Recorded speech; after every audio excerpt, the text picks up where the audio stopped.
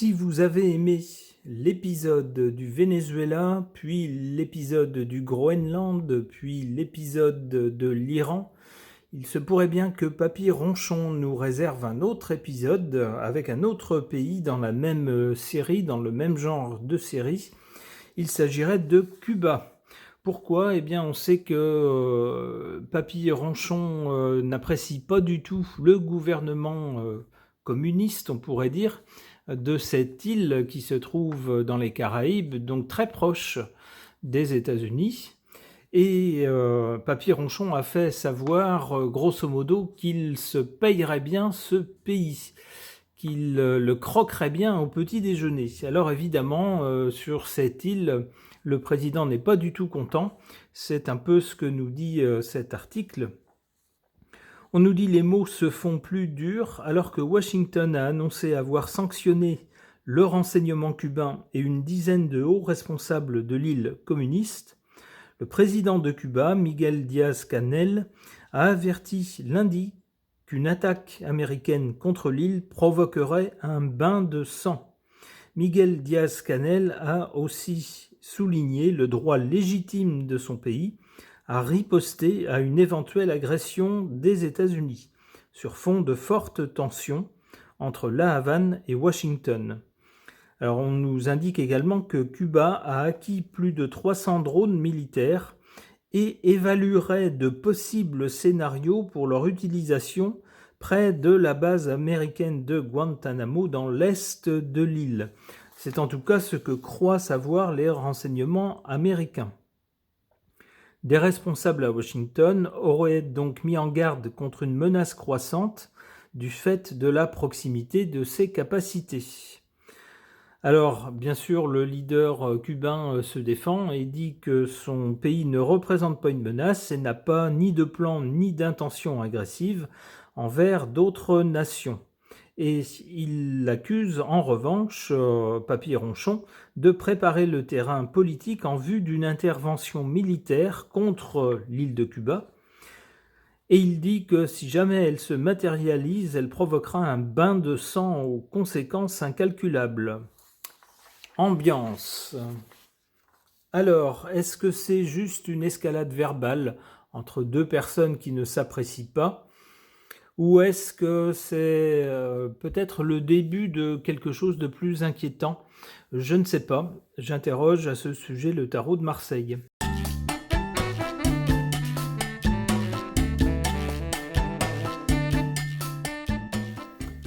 Alors quoi ? Alors en carte centrale, pour maintenant, on a le pendu, c'est-à-dire qu'on est un peu suspendu entre est-ce qu'il va se passer quelque chose ou pas.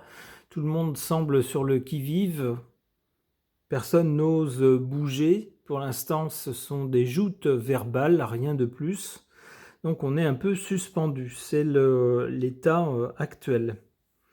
Du côté du passé, on a la carte de la tempérance. En effet, ces dernières décennies, on pourrait le dire, le pays de l'oncle Sam n'a pas semblé très virulent envers Cuba. S'il avait voulu l'être, il avait largement les moyens militaires de l'être. En fait, l'hostilité date surtout des années 60 et de la crise des missiles à Cuba lorsque l'Union soviétique à l'époque, qui n'existe plus maintenant, mais l'Union soviétique à l'époque avait voulu placer des missiles à Cuba pointés directement sur les États-Unis. Alors ça avait provoqué une crise, une escalade entre l'Union soviétique et les États-Unis. Et puis les États-Unis avaient fini par avoir gain de cause et avaient réussi à dissuader l'Union soviétique d'y placer des missiles, heureusement. Et suite à cette crise, dans les années 60, évidemment, Cuba et les États-Unis sont restés un peu en froid, mais en froid, en tout cas pas au point de se menacer mutuellement comme maintenant. Donc il y avait une sorte de tempérance qu'il n'y a plus au présent. Au présent, là, on est vraiment figé presque dans une position d'attaque des deux côtés. On ne sait pas trop comment ça va tourner. Eh bien, on n'a pas d'attaque ou de choses violentes du côté d'un avenir proche. Avec l'ermite, on a plutôt une situation qui dure, qui s'enlise un peu. L'ermite nous parle de temps, de durée, mais également de pauvreté de moyens. Donc on peut y voir deux pays qui ne se feront pas de cadeaux, en tout cas dans les mots, et peut-être vont-ils se boycotter l'un l'autre, ce qui pourrait correspondre à une faiblesse de moyens, c'est-à-dire on ne veut rien de chez vous et puis on ne veut rien envoyer chez vous. En retour, il faut se débrouiller soi-même avec ce qu'on a, et c'est pas forcément le mieux pour la population. Et ça risque d'être quelque chose qui peut durer assez longtemps avec l'ermite.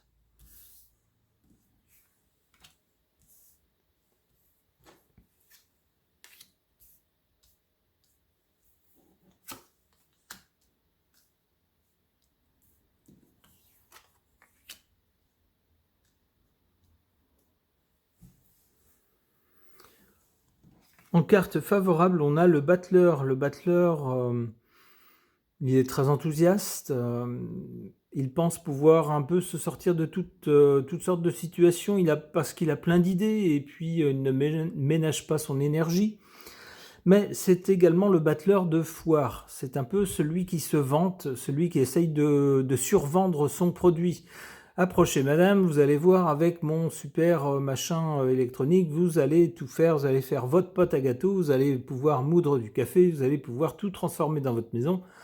La ménagère est subjuguée, d'autant plus que normalement il a une belle apparence avec un sourire diamant qui ensorcelle la ménagère. Elle achète donc le produit et lorsqu'elle revient chez elle, s'aperçoit qu'il a coûté très cher et finalement il coûte pas grand-chose, il fait pas grand-chose. C'est un peu le défaut du battleur. Il y a un petit côté vantard, un petit côté, voilà, je survends un peu le produit. Alors ici, moi j'y verrais, puisqu'il est en position favorable, des gens qui sont dans la joute verbale, qui, d'un côté comme de l'autre, se vantent de pouvoir très bien s'en tirer dans cette affaire. On a du côté de Papy Ronchon, Papy Ronchon dit, il n'a pas tout à fait tort, on est un mastodonte et vous n'êtes qu'une fourmi, il suffit que je décide de vous écraser et puis en 2 temps 3 mouvements, c'est plié.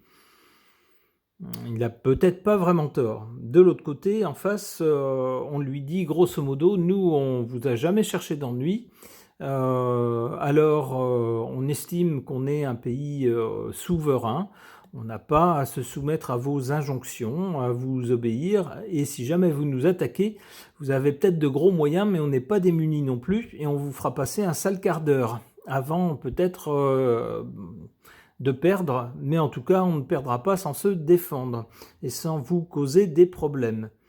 Bon, donc chacun est un peu dans cette attitude. Ma foi, tant que ça se limite à des mots, il vaut mieux que ça soit des mots plutôt que des actions.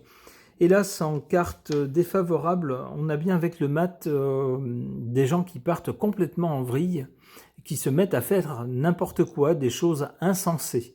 Alors, on pourrait redouter des actes inconsidérés d'un côté ou de l'autre.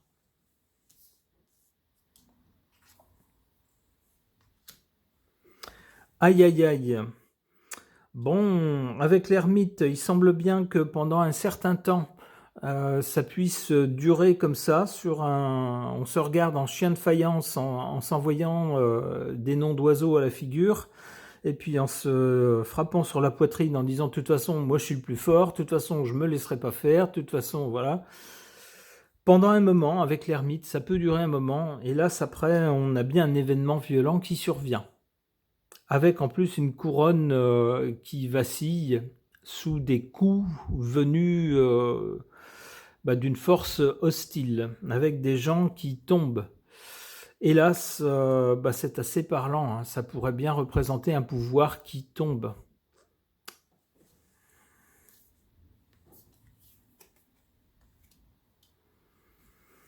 Heureusement, la carte qui suit semble nous dire qu'après un événement violent et malheureux, qui pourrait également faire des victimes, il semble que la lumière, le soleil revient ensuite. Bon, ah bah écoutez, si c'est pour un mieux, hélas, bon, c'est pas à souhaiter, on souhaite pas de choses violentes, mais si c'est pour qu'il y ait un avenir meilleur ensuite, eh bien peut-être faut-il en passer par là, je ne sais pas. Ok. Concernant cette escalade entre le pays de l'oncle Sam et Cuba, avec deux dirigeants qui, de toute évidence, ne s'apprécient pas du tout, voire encore moins que ça. Pour voir ce que les cartes peuvent nous en dire, j'étraîne mon oracle Lenormand, dont vous pouvez voir une revue sur la chaîne de Phil Voyance, à qui j'en ai offert un exemplaire et qui en a fait une revue tout à fait inspirante. Donc je mettrai le lien vers cette vidéo de revue pour ce nouvel oracle dans l'espace de description sous la vidéo. Alors c'est parti, qu'est-ce que ces cartes peuvent nous dire au sujet de cette bisbille entre le pays de l'oncle Sam et Cuba ?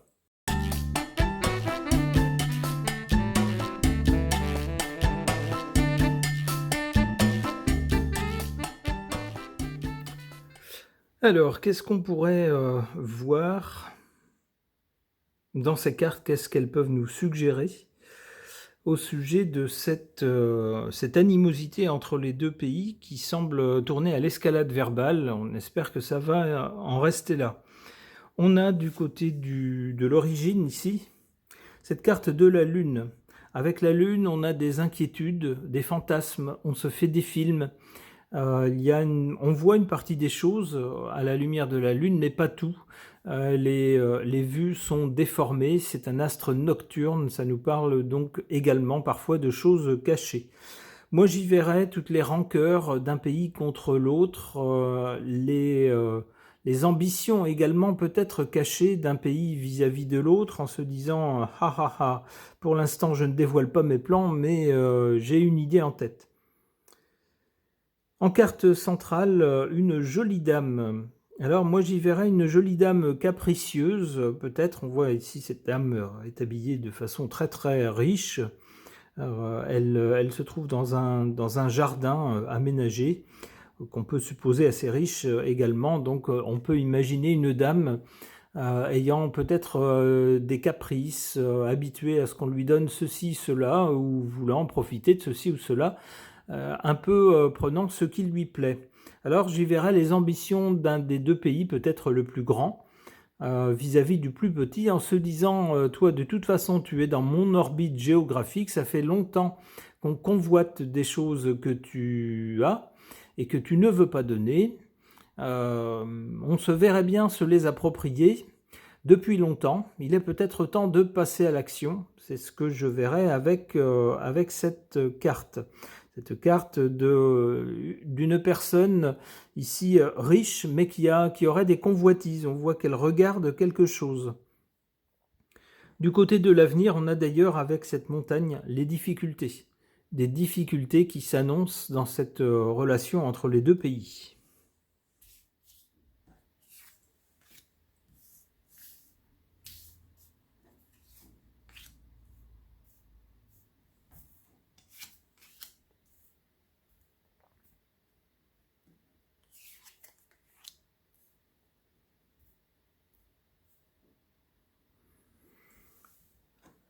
En carte favorable, la faux.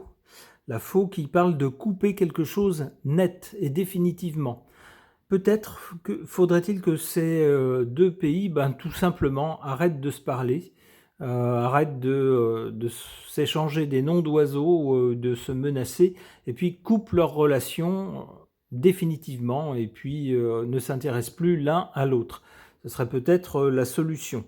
En tout cas, c'est présenté comme quelque chose de favorable ici. En position défavorable, les poissons nous parlent d'argent.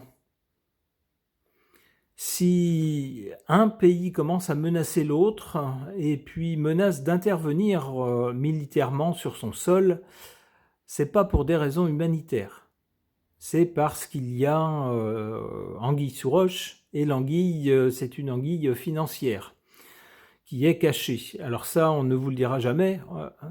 Vous n'aurez jamais un chef d'État qui vous dira je veux attaquer tel pays pour lui piquer ses ressources, par exemple, ou ce genre de choses. Jamais c'est présenté comme ça. C'est toujours, oh là là, c'est un peuple opprimé, regardez comme ils les font souffrir.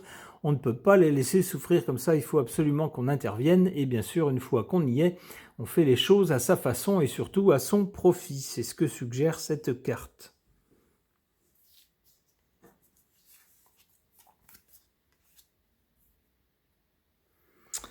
Bon, ben ça s'arrange pas du côté de l'avenir, hein. On a de grosses difficultés entre ces deux pays avec cette carte de la montagne. Et par-dessus arrive cette carte des souris. Alors avec les souris, c'est pas un grand malheur, mais c'est une situation qui se dégrade. Les bonnes choses qu'il pouvait y avoir, ben finalement, ça tourne court. C'est dégradé. Alors ça pourrait nous montrer également, hein, le pays de Cuba qui, victime d'un blocus, du blocus de son immense voisin, les États-Unis, pourrait voir sa situation s'appauvrir encore, si c'est encore possible. Cela dit, pour plus tard, pas tout de suite, mais plus tard, on a cette carte de la chance avec le trèfle aux 4 feuilles qui est en revanche de très bon augure.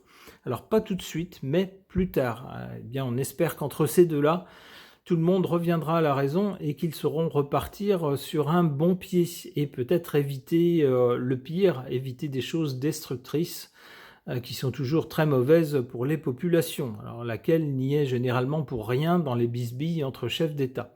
On souhaite le meilleur aux deux pays et une relation qui, je l'espère, sera meilleure à l'avenir. Ce tirage de cartes est maintenant terminé, merci de l'avoir suivi.